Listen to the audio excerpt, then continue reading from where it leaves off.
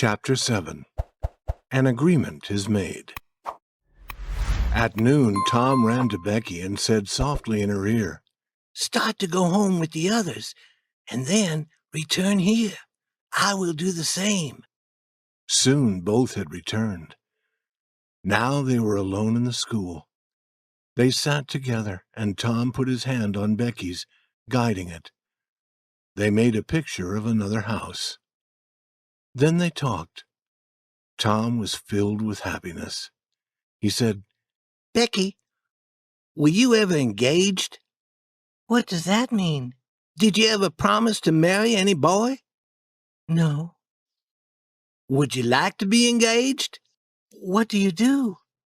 "You tell a boy you will marry him. Then you kiss. That is all. It is easy." "Why do you kiss?" "They always do that. Do you remember what I was writing?" "Yes." "What was it? Shall I tell you?" "Yes, but not now. Tomorrow." "No, now. I will say it quietly, Becky, close to your ear." He put his arm around her and he said the words quietly. "Now, you tell me." She made him turn his face away. Then she came near. Her breath moved his hair as she said, "I love you." Then she jumped away from him and ran around the seats, with Tom running after her. He caught her in a corner with her hands over her face, but her hands dropped. Tom kissed her and said, "Now it is all finished, Becky. And always after this you can't love any boy except me, or marry any boy except me. And you can't marry any girl but me." "Certainly, that is part of it. And we will walk to school together, because we are engaged." "It is nice. I never heard of it before." "Oh, it is fine. Me and Amy Lawrence..." The big eyes told him that he had said the wrong thing. "Oh, Tom, I am not the first that you were engaged to." She began to weep. "I do not love her now. I do not love any girl except you." More weeping. Tom took from his pocket the thing he valued most. It was a ball-shaped object of no worth, but as bright as gold. "Becky, take this." She hid it from his hand to the floor. Then, filled with anger, Tom marched out of the school and over the hills and far away. He would return no more that day. Becky had not really wanted him to go, and when he did not return within a few moments, she called, "Tom, come back." Then she wept again. Chapter 8. Tom Decides What to Do. Half an hour later, Tom was beyond Mrs. Douglas's house on Cardiff Hill. He entered a thick forest, went to the center of it, and sat down under a tree. He was very sad. He wished that he could die. For a short time. But soon he began to think again of living. He would go far away to countries across the sea. How would Becky feel then? He would be a soldier and return famous after many wars. No, he would join the Indians and hunt and fight with them in the far west. But no, there was something better. He would sail across the seas in a long, fast, black ship. He would follow other ships, take the gold and silver they carried, and then send them to the bottom of the sea. That was it. He would be a pirate, famous in the whole world. Tom Sawyer the pirate. Yes, it was decided. He would start his journey the next morning. At this moment he heard a call from far away in the forest. He went to a place very near where he kept some of his things. From this place he took a long knife made of wood. He tied it to his side. He was not Tom Sawyer now. He dreamed he had become a famous leader named Robin Hood, who lived with his men hundreds of years before in another forest. He advanced slowly, moving carefully from behind one tree to another. Believing for the moment that he really was Robin Hood, he said, "Stay where you are, my men. Do not move until I call." Now Joe Harper appeared. He, too, had a long wooden knife. Tom called, "Stop! Who comes here into Sherwood Forest? No person enters my forest until I say that he may." "I am Guy of Guisborne," said Joe Harper, continuing the game. "I go where I wish. Who are you?" "I am Robin Hood, as you shall soon know when you lie dead there on the ground." "Are you indeed that famous man? Gladly I will fight with you." They took their two long knives and began a slow, careful fight. Then Tom said, "Now fight faster." They were soon hot from their efforts. "Fall," Tom said. "You must fall." "You fall. I'm fighting better than you." "But the story of Robin Hood says that I kill you. Turn and let me hit you in the back." Joe turned, received the blow, and fell. "Now," Joe said, rising, "you must let me kill you." "I can't do that. It is not in the story." "It should be." "Joe, you can be Robin Hood for a while. I will be Robin's enemy, and you can kill me."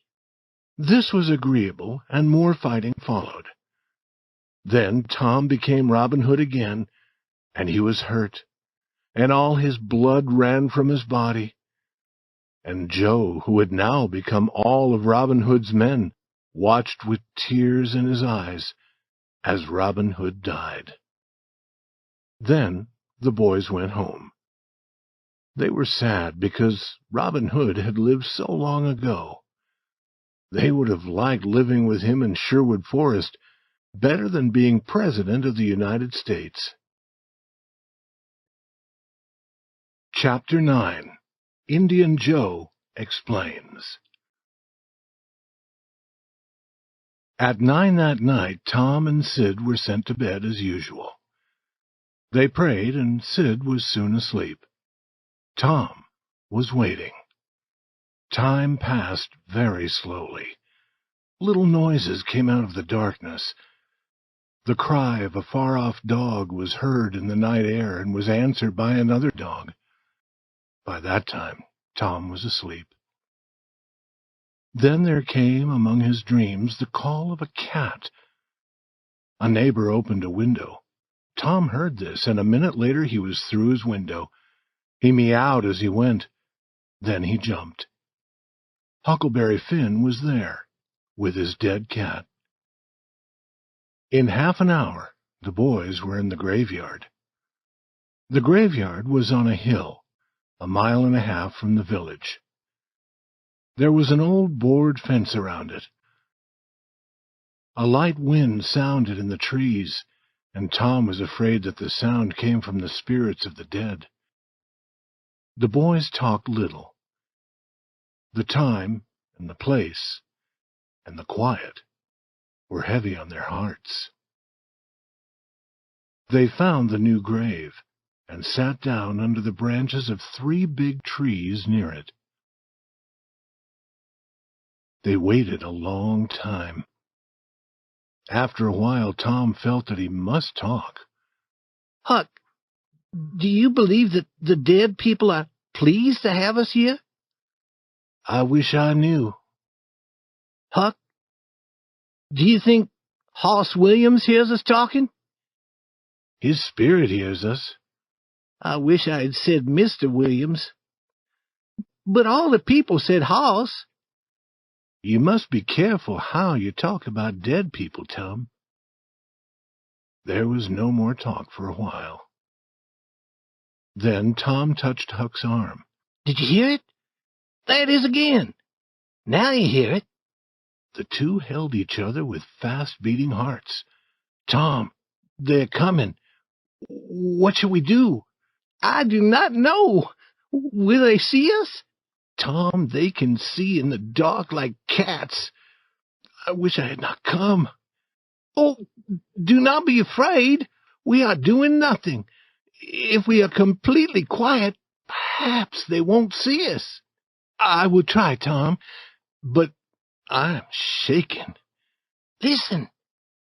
The sound of voices came from the far end of the graveyard. Look! See there, said Tom. What is it? It is devil fire.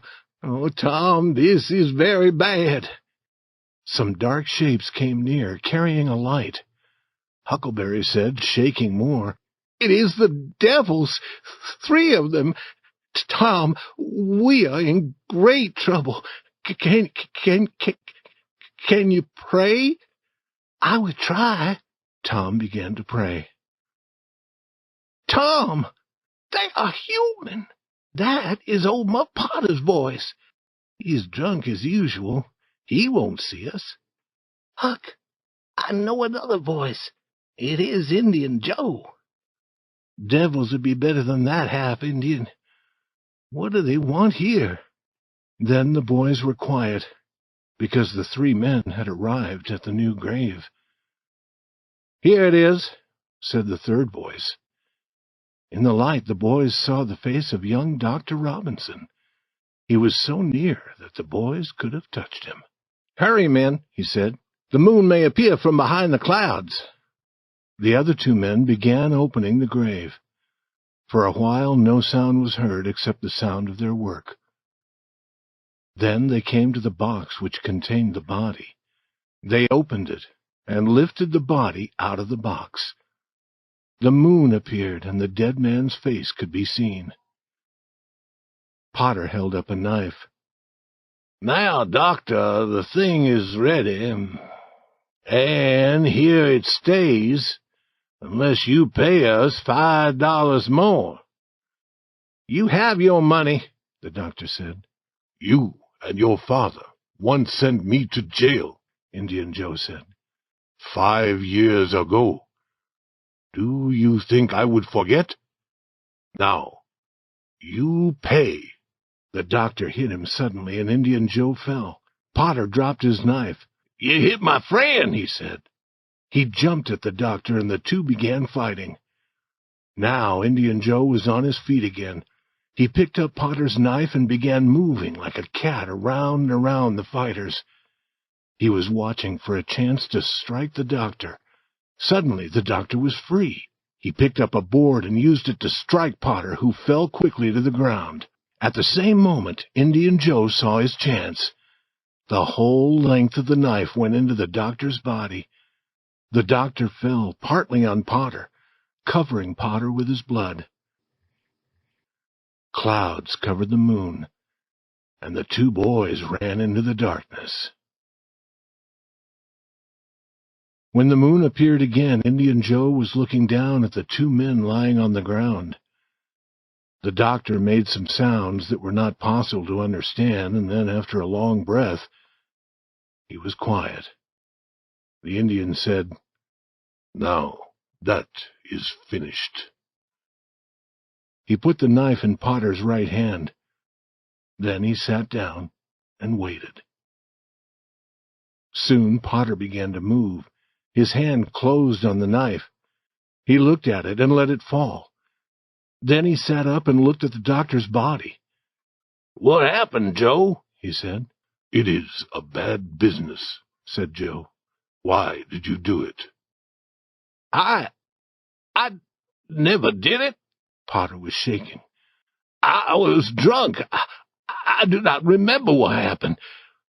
Did I do it, Joe? I never wanted to do it. He hit you, and then you did it. But you have always been good to me, Muff Potter. I won't tell. Oh, Joe, I will bless you for that as long as I live. And Potter began to weep. This is no time for weeping. You go that way, and I will go this way. Move, now. Potter started running. Joe stood watching him. He forgets his knife because he is drunk. When he remembers, he will be afraid to return for it. 2 or 3 minutes later, the dead doctor, the body from the grave, the open box, were alone under the moon. The quiet was complete again. Chapter 10. The Promise, the Result of Fear. The two boys ran toward the village. They looked behind them, often afraid that they were being followed. After a while, they came to the edge of the village.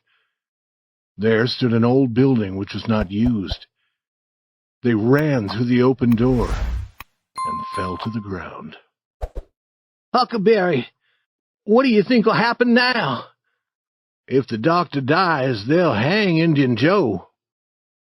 Tom spoke. Who would tell about it? You and I? If we did, and if Indian Joe did not hang, he would kill us. I was thinking that, Huck. Let Muff Potter tell if he's fool enough. He's usually drunk enough. Tom continued to think, and then he said, Huck, Muff Potter does not know what happened. The doctor had hit him with that board. Huck, are you sure that you won't tell? Tom, we can't tell. You know that. Indian Joe would drown us like 2 cats if we told. Tom, we must promise never to tell. It must be a strong promise, with writing and blood. Tom agreed with all his heart. This idea was what must be done. It was deep and dark and fearful. This was the hour and the place to do it. He found a clean, broad piece of wood. In his pocket he found something to write with. The moon was his light. Painfully he formed the words, Huck Finn and Tom Sawyer promise they will never tell about this, and they wish they may die in their footsteps if they ever tell. Then each boy cut a finger and signed in blood, T.S. and H.F. Tom helped Huck to write his H and F. Then they made a hole in the ground near the wall of the building. They placed the piece of wood in the hole and covered it with earth. Now they were certain. Their mouths would never speak about what their eyes had seen. When Tom entered his house through his bedroom window, the night was almost gone. He took off his clothes very quietly and lay down. He believed happily that his aunt would never know that he had been away. But Sid was not asleep. The next morning his aunt gave him some food. Then she wept, and she asked him why he hurt her old heart. She wished to help him to be good. She tried and tried, but she could try no more. 1,000 beatings would have been easier for Tom. He wept, he promised to be good, but he felt that she did not believe his promises. He went to school, and there the teacher beat him and Joe Harper because they had run away from school the day before. Then he went to his seat. A hard object covered in paper was waiting for him there. He opened the paper. Inside was the bright, shining ball that looked like gold that he had given to Becky Thatcher.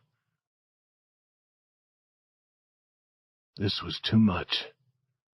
Now his heart was broken.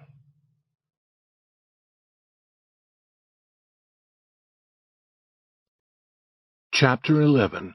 Tom's Troubled Mind. At noon the whole village suddenly knew the fearful news. The story traveled quickly from man to man, group to group, house to house. The school teacher closed the school.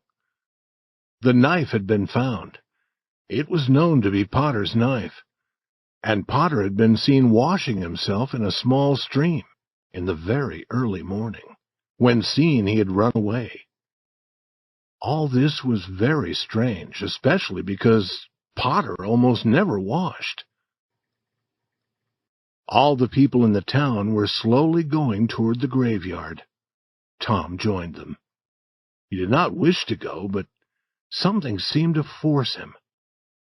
He arrived at the fearful place and saw the scene again. It seemed 100 years since he had seen it before. A hand touched his arm. He turned.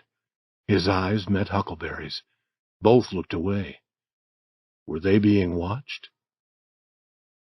Now Tom began to shake, because he saw Indian Joe. Then Muff Potter appeared. A few people saw him. They shouted. The crowd separated and Potter walked through. A village law officer was holding his arm. Potter's eyes showed his fear. When he stood beside the dead doctor, he put his face in his hands and began to weep. "I did not do it, friends," he said. "I did not do it." "Who said you did?" a voice shouted. Potter lifted his face and looked around without hope. He saw Indian Joe and said, "Oh, Indian Joe, you promised me that you would never—" "Is this your knife?" It was held by the law officer for him to see. Potter began to fall. Men caught him and let him go slowly down to the ground. Then he said, "I thought that I should come and get—" He stopped, shaking. Then he said, "Tell him, Joe. Tell him." Indian Joe told his story. Huckleberry and Tom stood not able to speak, and with eyes wide with fear. They expected the skies to open with a sudden storm to strike down Indian Joe. But he finished his story and stood there, living and whole. They wished to tell the truth, but they did not dare. During a week after this, Tom could not sleep well. One morning, Sid said, "Tom, you talk in your sleep so much I can't sleep half the night." Tom's face became white and he looked away. "This is bad," said Aunt Polly. "There's something in your mind, Tom. What is it?" "Nothing." But Tom's hand was shaking. He could not lift his cup. "And you say fearful things," Sid said. "Last night you said, 'It is blood, it is blood.' You said that again and again. Then you said, 'Do not hurt me, I will tell.'" "Tell what?" Aunt Polly said, "I understand. It is that killing. I dream about it also." Mary said that she also dreamed about it. And then Sid stopped talking. Slowly, Tom's mind grew quieter, and his sleep was easier. Almost every day during this bad time, Tom went to the jail window and gave Potter some small gift. Then he felt happier. The village people wanted to put Indian Joe in jail also. Like Muff Potter, he had been helping the doctor to carry away that dead body from its grave. But the people did nothing. All were afraid of Indian Joe. Chapter 12. Tom Shows His Kindness. Tom had a new and great trouble. Becky Thatcher was ill. He was afraid that she might die. The joy of life was gone. He played no games. He was not interested in anything. His aunt did not know what was wrong. She tried to find some help for him. She was always reading about health. She read about how to go to bed, and how to get up from bed, what to eat, and what to drink, and what clothes to wear for good health, and how to think for good health. She believed all that she read. When she read something new, she wanted to try it. She took Tom outside in the early morning and poured cold water over him. Then she covered him with a wet cloth and put him to bed with heavy covers over him. When he was so hot that water formed on his skin, she was happy. She thought that this would help him. But Tom became sadder and sadder. She tried pouring hot water over him instead of cold. She tried less food. Soon, Tom stopped fighting against what she did, and then she was sure that he was very ill indeed.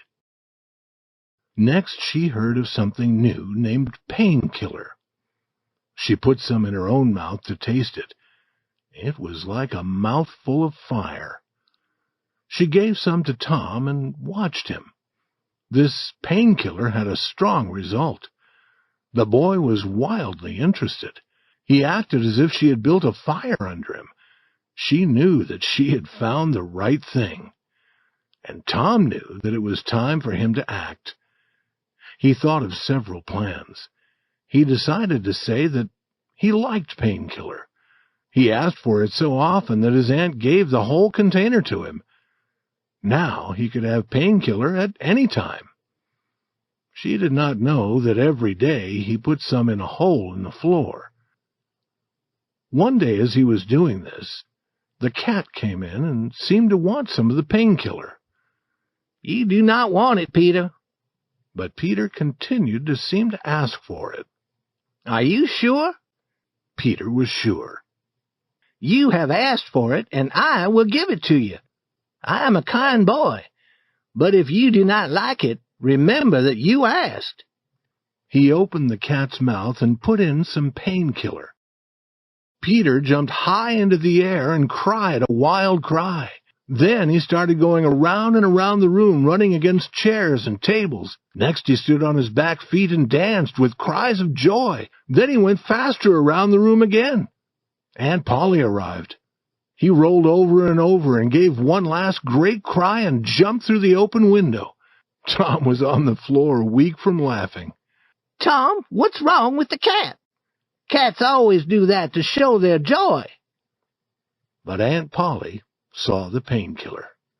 She knew what had happened. She caught Tom's ear and pulled him up, then hit him with her hand. "Why did you do that to the cat?" "Because I'm sorry that he has no aunt to care for him." "Has no aunt? Why do you say that?" "Because if he had an aunt, she would give him a drink that burned his mouth and not think of his feelings. She would say, if the drink was good for a human, it would be good for a cat." Aunt Polly thought, if it hurt a cat, it might hurt a boy also. She put her hand on Tom's head. "I was trying to help you, and I was trying to help Peter, and it helped him. I never saw him move so fast." He was smiling at her now. "Oh, Tom, I will not give you any more painkiller. Go to school and try to be a good boy." Tom was early at school. He was often early now. Today, as he often did, he waited at the gate. He did not play. He was sick, he said, and he seemed sick. Jeff Thatcher came down the road, and Tom's face was brighter, but quickly it was dark again. Jeff was alone. When he saw a girl's dress far away, he watched and watched. But the girl was never the right one. He entered the school and sat down to suffer. Then one more dress came through the gate. Tom's heart jumped. The next moment he was outside again, shouting, laughing, running after other boys, jumping over the fence, standing on his head. He was doing all this to make Becky Thatcher watch him. She never looked at him.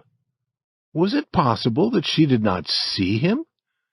He came running and shouting. He threw a boy's hat over the schoolhouse. He ran through a group of boys, and then he fell at her feet. She turned away with her nose raised high in the air. Some people always want other people to look at them. His face became red. He stood straight and walked quietly away. Chapter 13. The Young Pirates. Tom had decided now. He was sad and without hope. He was a boy with no friends. No person loved him. He had tried to do what was right, but they would not let him. Yes, they were forcing him into a bad life. He could now choose nothing else. He had come far from the village. He heard the distant school bell, and he knew that he would never hear it again. Tears fell from his eyes. Here he met his best friend, Joe Harper. Joe's eyes were filled with anger, and it was easy to see that there was a great and sad purpose in his heart. Tom said that he was going to travel around the world, never to return to the village. He hoped that Joe would not forget him. And Joe had come to say the same to Tom. They were two souls with only one thought. Joe's mother had beaten him, but he had done nothing. She plainly wished him to go away. Therefore, he was going. He hoped that she would be happy now. He hoped that she would never be sorry about sending her boy into the cold world to suffer and die. The two boys walked together. They agreed to be like brothers. They would never separate until they died. They began to plan. They decided to be pirates. 3 miles south of the village there was an island in the river. The Mississippi River was a mile wide there. The island was long and not very wide, and it was covered with trees. No people lived on it, and few people lived on the river's shore near the island. It would be a good place for pirates. Then they met Huckleberry Finn, and he joined them. They talked, and then they separated. They would meet again beside the river 2 miles north of the village at 12 that night. Tom knew where they could find a small boat. They would take it. Each boy would bring food and other useful things if possible. Tom arrived with meat and a few other things. He stopped among the trees on a hill above the meeting place. There were many stars, and it was very quiet. The great river lay like an ocean at rest. Tom listened a moment, but the quiet was broken by no sound. Then he whistled gently. The whistle was answered from below. Tom whistled 2 more times and was answered again. Then a voice said, "Who goes there?" "Tom Sawyer, the Black Pirate. Name your names." "Huck Finn, the Red-Handed, and Joe Harper, the Destroyer of the Seas." Tom had taken these names from his best-loved books. "Speak the word." 2 voices spoke together. "Blood! Blood!"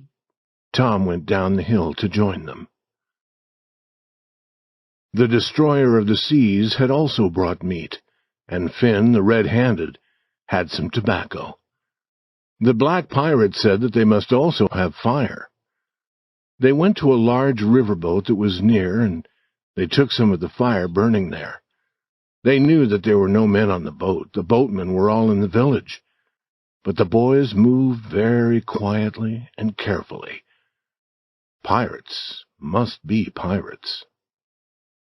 With Tom as captain of their ship, they left the shore and went into the middle of the river.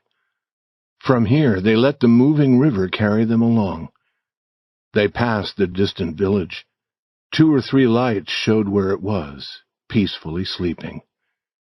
The Black Pirate stood in the boat, looking for the last time at the scene of his early joys and later sufferings. He wished that his aunt could see him now, facing the fearful future with a smile on his lips. After 2 hours, their boat touched the island. There was an old sail in the boat. They spread this over their supplies under the trees. They would sleep in the open air, as pirates should. They built a fire and cooked some meat. It seemed wonderful to be eating in that wild, free manner in the forest, far from other people. They said that they would never return to a village or town again. After eating, they lay on the ground, talking. The fire lighted their faces and trees near them with a red light.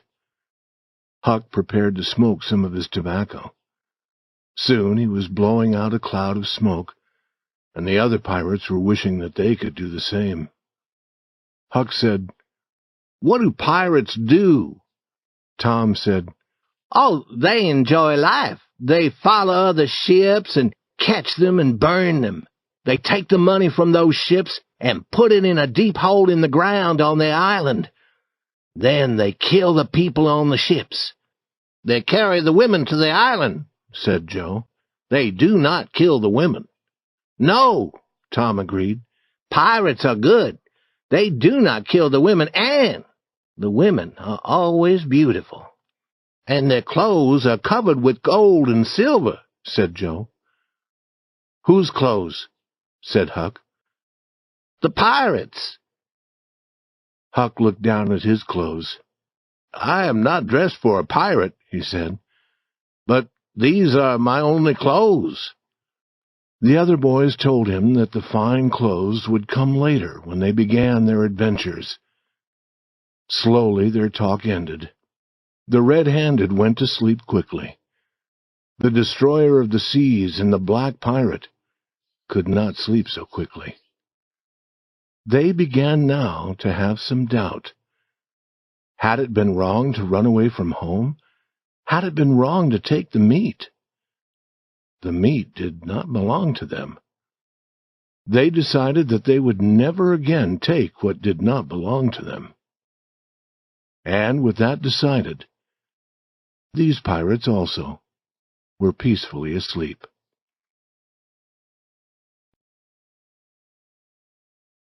Chapter 14. Island Life. Tom quietly leaves. Opening his eyes, Tom wondered where he was. He sat up and looked around. Then he remembered. It was cool, and the light was the gray color of early morning. There was a delightful feeling of rest and peace in the deep quiet of the forest. A thin blue breath of smoke rose from the fire. Joe and Huck were yet asleep. Now, far away, a bird called. Another answered. Slowly, the cool gray of the morning changed to white. More sounds were heard. The life of the forest began to show itself to the watching boy. Bugs appeared and started their day's labors. Birds were making many noises now. A big bluebird stopped very near to Tom. It turned its head to one side and sat watching its strange new neighbors. Small animals appeared, and they also looked at the boys and seemed to be talking to them. Perhaps they had never seen a human being before.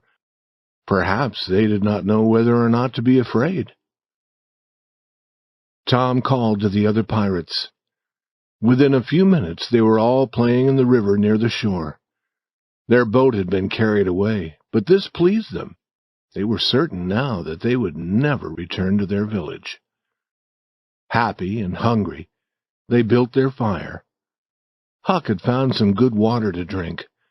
While Joe cooked some meat, Tom and Huck went to the river and caught some fish.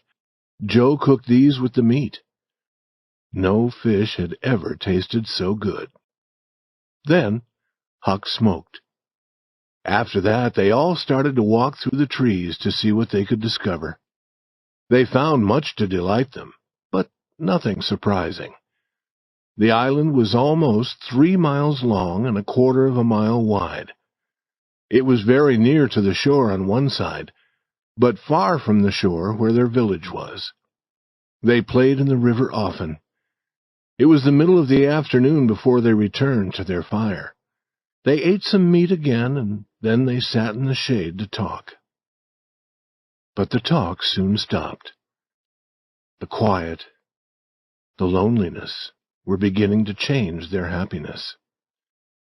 They began to be sad. Tom and Joe were thinking of home. Finn the red-handed, who had no home, was thinking of the places where he usually went to sleep. But they did not speak to each other of this weakness. Now they heard a distant sound. They looked at each other and listened. There was a long quiet, and then the sound.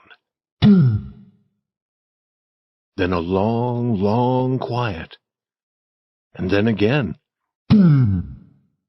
We must go and see. They jumped up and ran to the shore nearer the town. The trees there were small and grew thickly. Through them the boys looked across the water. They saw a big riverboat. It was the boat that crossed the river many times every day. Now it was coming slowly down the river. It was crowded with people. There were many small boats around it. Then from the riverboat came a cloud of white smoke, and then another boom. I understand now, said Tom. Some person is drowned. That is right, said Huck. They did that last summer when Bill Turner was drowned. A big gun makes that boom, and then the body rises to the top of the water. I wish I was on that riverboat now, said Joe. I wonder who is drowned, said Huck. They continued to listen and watch. Then a thought came into Tom's mind like a sudden light. Boys, I know who is drowned. They are looking for us. This was a wonderful thing to know. Hearts were breaking for them. Tears were falling. People were sorry that they had not always been kind to them. The whole town was talking about them. This was fine. It was good to be a pirate. All doubt of that was gone. As darkness came, the riverboat returned to her usual business. The pirates returned to their fire. They were joyful that they were so important and were causing so much sadness. They caught more fish to eat. Then they talked about what the village people were thinking and saying. But as the night grew darker, they stopped talking and sat looking into the fire. Tom and Joe thought of persons at home who were not enjoying all of this. Joe began to speak of returning to the village.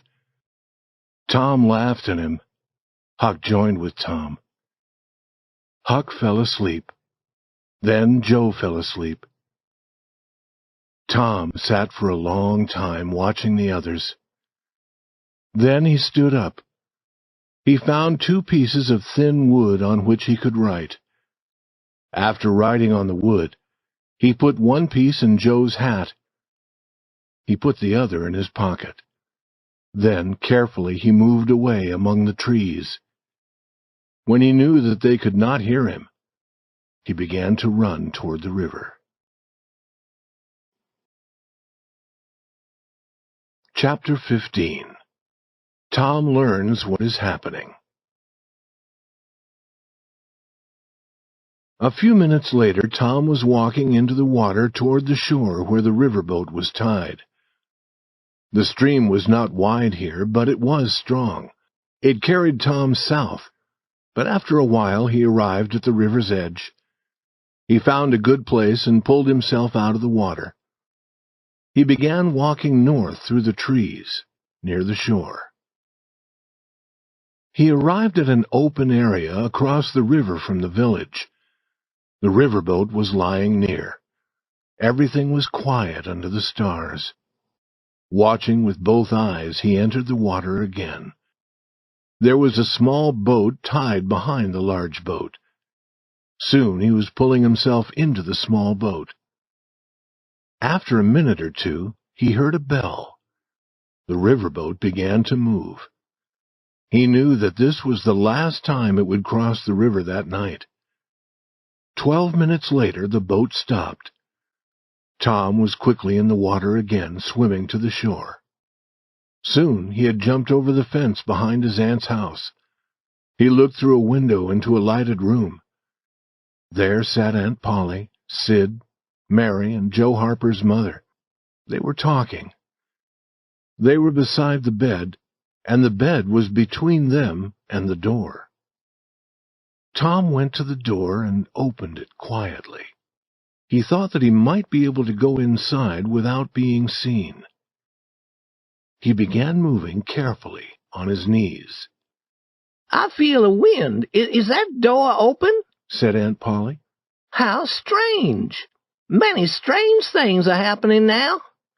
Sid, go and close the door." Quickly, Tom went under the bed. Sid did not see him. "But," said Aunt Polly, "he was not bad. He was only wild and full of life, like any young animal. He did not wish to do bad things, and no boy ever had a kinder heart." She began to weep. "My Joe was the same. He was not really bad, and he was always kind, and now I shall never see him again. I am sorry for so many things. Only yesterday the cat—" Weeping, Aunt Polly told about the cat and the painkiller. Tom was weeping a little now. He could hear Mary weeping also. Had he really always been a good boy? It was quite surprising to think this. But now he was beginning to believe it. He wished to rush out from under the bed. He wished to fill his aunt with joy. But he remained still and listened. Their small boat had been found 5 or 6 miles down the river. Now, hope for them was gone. On Sunday, the whole village would pray in the church for the boys' souls. Mrs. Harper went home. Sid and Mary went to bed. Then Aunt Polly prayed for Tom. Her words and her old voice were filled with love. Tom's tears began falling again. Then she got into bed. She talked to herself, and she turned over again and again. Tom remained quiet for a long time, but at last she was still. Now the boy came out and looked down at her. He loved her, and he was very sorry for her. He took from his pocket the piece of wood with his writing on it. He placed it on a table. She would see it there in the morning. But then a new thought came to him. He considered it. His face grew bright. He put the wood into his pocket again. Then he kissed his aunt's lips and went out the door. He returned to the river and to the riverboat. There was a man who guarded the boat, but he would be sleeping. Tom knew that. It was easy to take the small boat. He got into it and moved it first up the river. Then he crossed to the other shore. He had often crossed the river in a small boat, and he knew how to do it. He considered taking the small boat to the island. A real pirate would keep the boat.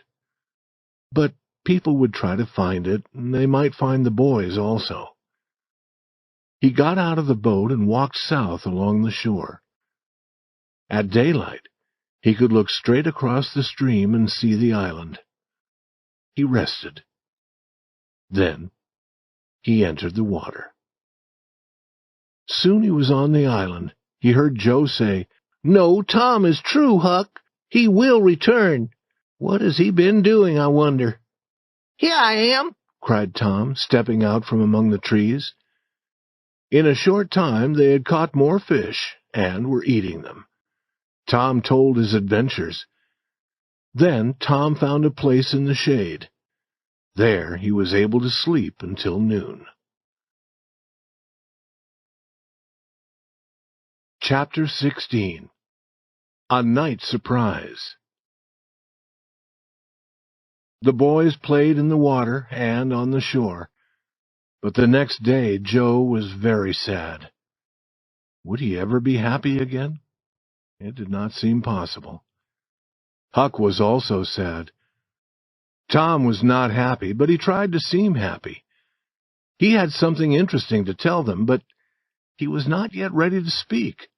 However, if they did not feel better soon, he would be forced to tell it. He said, trying to seem happy, I think there have been pirates on this island before. How would you like to find an old box full of money? We should go and hunt for it. But the other boys were not interested. Joe said, Boys, I want to go home. It is very lonely here. Oh, no, Joe, you'll feel better soon, said Tom. Think of the good fishing here. I'm not interested in fishing. I want to go home.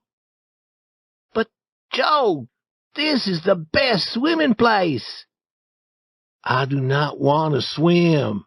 I want to go home. Baby, you want to see your mother.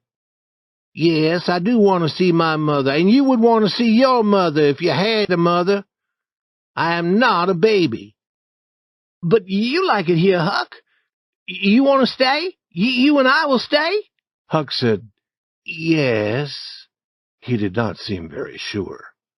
Let Joe go if he wants to go, Tom said. We do not need him. Joe began to walk into the water, to start swimming toward the shore where the village was. Tom looked at Huck. Huck looked away. Then Huck said, I want to go, Tom. We can go, Tom, can't we? I won't. You can go, but I'm going to stay. Huck started to walk sadly away. Tom felt a strong desire to follow. He hoped that they would stop, but they went slowly forward. Suddenly, Tom knew that it had become very lonely and quiet. He ran after the other boys, shouting, Wait! Wait! I want to tell you something. They stopped and turned, and he began walking into the water towards them. They listened to him without an answering word or smile. But after a while they began to understand. Then they shouted with joy. They said that he should have told them his plan sooner. That night after eating, Tom wanted to learn to smoke. Joe wanted to try also. With Huck's help, they began. Tom said, This is easy. I could have learned long ago. This is nothing, said Joe. I could smoke all day. I do not feel sick. Tom said, I wish that the other boys could see us now. Listen, we won't tell them. And then sometime when they are with us, I will say, Joe, I want to smoke. And you will say, my tobacco is not very good. And I will say, it does not need to be good if it is strong enough. And then we'll both start smoking and surprise them. That'll be good, Tom. I wish I could do it now. And we will tell them that we learned to smoke when we were pirates, and they will wish that they had been here. The talk continued, but after a little time there was less talk. Joe said, I've lost my knife. I'm going to find it. Tom said, Let me help you. You go that way, and I'll go this way. No, do not come, Huck. We can find it. Huck sat down again and waited an hour. Then he was lonely, and he went to find his friends. Both were very white. Both were asleep. But he knew what had troubled them was gone now. That night they did not talk much. When Huck began to smoke, they said no, that something they had eaten made them feel a little sick. In the middle of the night, Joe opened his eyes and called to the other boys. There was a strange heaviness in the air, and it made them all afraid.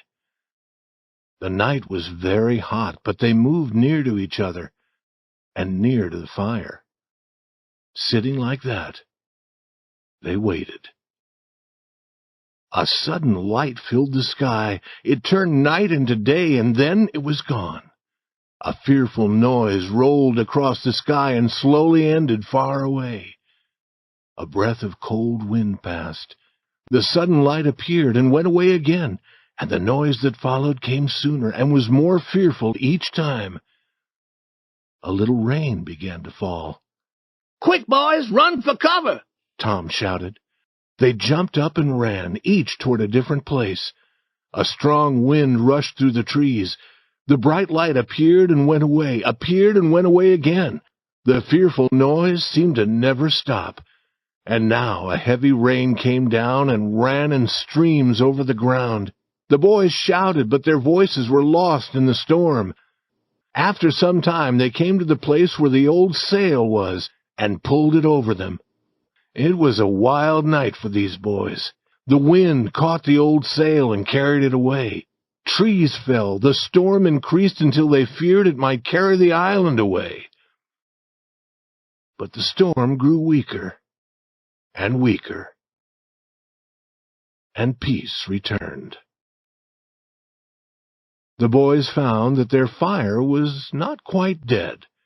They put some more wood on it, making it burn brightly again. They found some of their meat and cooked it.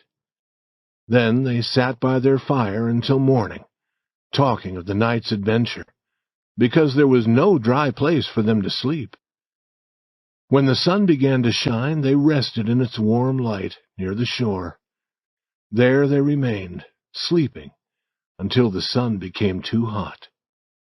Then they had something to eat again. The desire for home was now strong in all of them. Tom tried to find a new game to interest them. He found one. They were not pirates now. They were Indians, and had many fierce battles.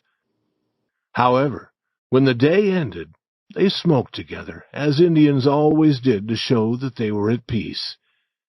And two of them learned joyfully that now they could smoke a little tobacco without being sick.